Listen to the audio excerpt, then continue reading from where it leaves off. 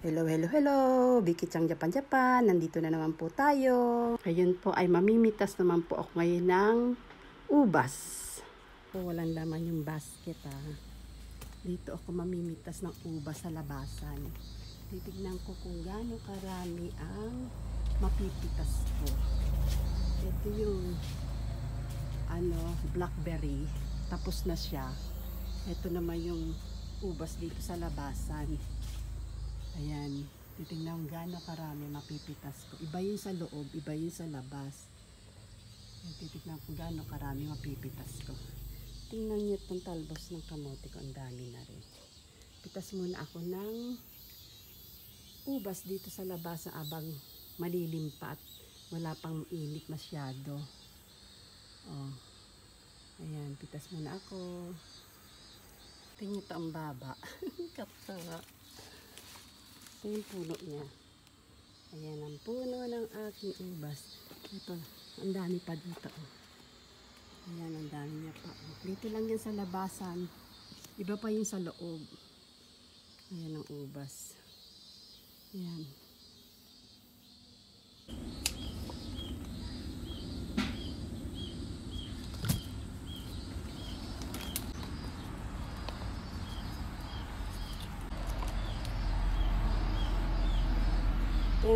Tamis yan, no?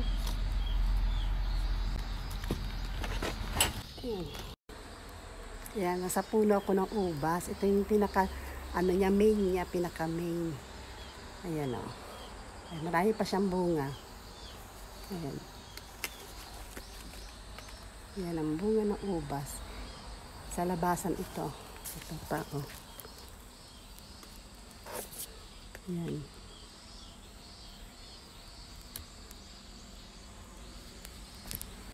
Yan, napitas ko ng ubas. Dami na, diba? Yan. Ilan niyo ba itong punong to? Tinanim ko to mula nang pumasok ako dito sa Japan. Nasa 25 years na siya. Taon-taon napapakinabangan ko siya. Daming bunga. Matamis siya.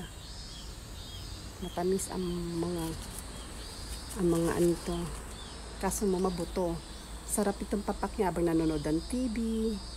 Papapapa ka, dessert mo, pagkatapos kumain. Hindi mo alam nauubos na yung kinakain mo na ubas dahil sa tamis niya. Ayan. Ito na po yung napitas ko mga ubas. Ang dami-dami, oh. Ayan na siya, oh. Ito yung puno niya. Diba? Yung ubas po, yung ubas. Matamis. Nakapitas ako. Ay. Ito. Ay. Labas muna ako dito sa ubasan. Ayan. Ayan na meron pa. Ito oh. Ay. Ayan.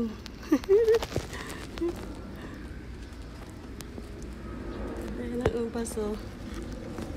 Diba?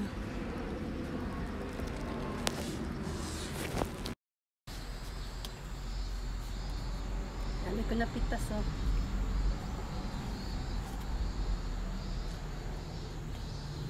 Matamis siya, matamis.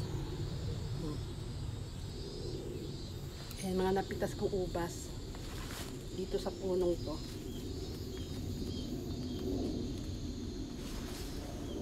Dami diba? Matamis yan. Yan ang ubas na napitas. Kakatuwa lang at may naaani sa mga natatanim ko. Dami, oh.